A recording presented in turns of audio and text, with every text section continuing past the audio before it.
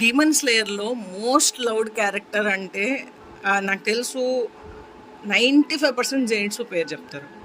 ఎందుకంటే Zenitsu is the most relatable character. ఎందుకంటే అందరూ టెన్జీరోలో ఉండరు, అందరూ గియూలో ఉండరు, జెనిట్సు లాగే ఉండరు మ్యాక్సిమం మెంబర్స్. మనం బయటికి చెప్పకపోయినా though we love the people who are brave like Tanjiro and Giyu or other Hashiras, మనం అందరం జెనిట్సు లాంటి వాళ్ళమే.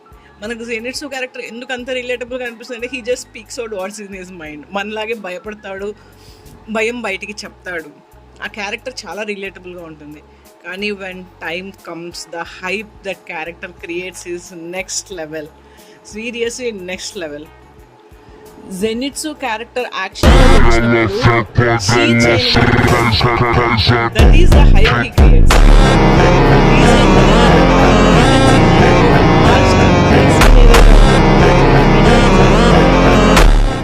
జెనిట్సు సీన్కి I think that is the most reeled scene.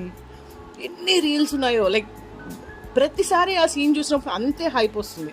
జెనిట్సు character arc అనేది ఎంత బ్యూటిఫుల్గా ఉంటుందంటే we love his shades.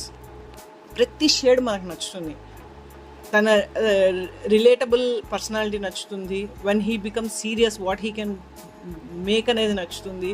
And he is the most required light-heartedness in Demon Slayer అనిపిస్తుంది. That character brings us pure sheer joy, and Zenitsu is just one best character ever written in anime.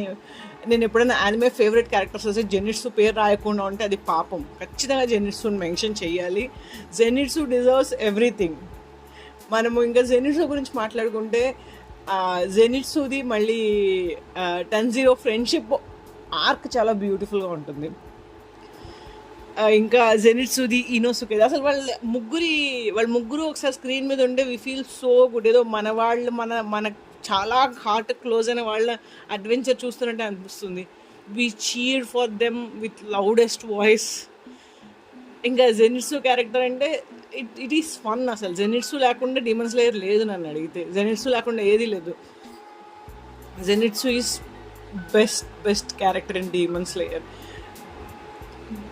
మిగతా అన్ని characters చాలా బ్యూటిఫుల్గా ఉంటాయి, but Zenitsu క్యారెక్టర్కి we still have 1% of partiality towards him more than every other character. అంతే కదా, నిజమే కదా.